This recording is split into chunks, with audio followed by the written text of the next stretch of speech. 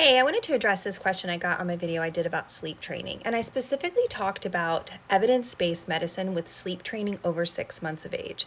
So we have to be really careful on social media, especially as providers who have a license to practice medicine, that we don't present anything that is just opinion without making sure that we say that, right?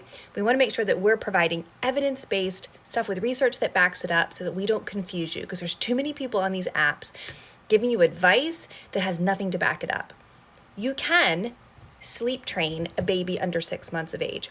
There was a study that showed if you did the cry it out method under 6 months of age, even for a baby who might be ready to sleep longer, that it could be damaging. There was too much cortisol. It had some long-term complications. There's more studies that need to be done, but that's specifically why I didn't mention it.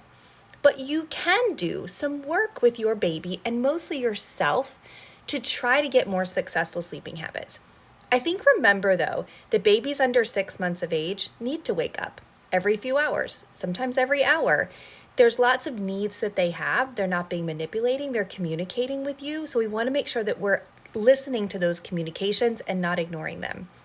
You can, however, train yourself a little bit to make sure that you don't immediately, every time you get them at night, just go straight to feeding them. See if there's another need that they have so you don't necessarily reinforce every wake time with feeding. Now, this is babies over 10 pounds, over 2 months of age, who are able to go a little bit longer. So talk to your pediatrician to make sure that your baby is.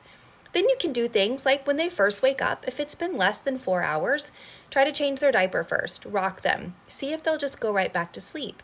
If within a few minutes they won't, they're hungry, so feed them. It's really just more about changing our mindset that after they are growing well and they are able to maintain their blood sugar at night, we can start to see which communication and which crying is hunger, which one is I'm wet, which one is I need to pass gas, or I just woke up and I don't know what to do with myself. Another thing that you can do to sleep train your young baby is have them work on going to sleep with self-soothing. So you give them a bottle or you nurse them. You don't let them be completely 100% asleep. You let them be really drowsy and cozy. You lay them down and let them work on getting themselves to sleep themselves without significant crying. This sets the precedent that every time they wake up, they're not looking for someone who was holding them.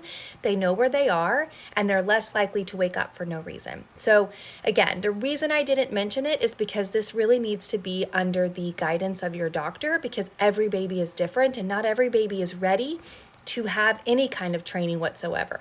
But every parent can work on sleep hygiene with their kids. Every parent can work on allowing their babies to fall asleep, some on their own, and not putting them to bed like this, where you're scared to death to wake them up.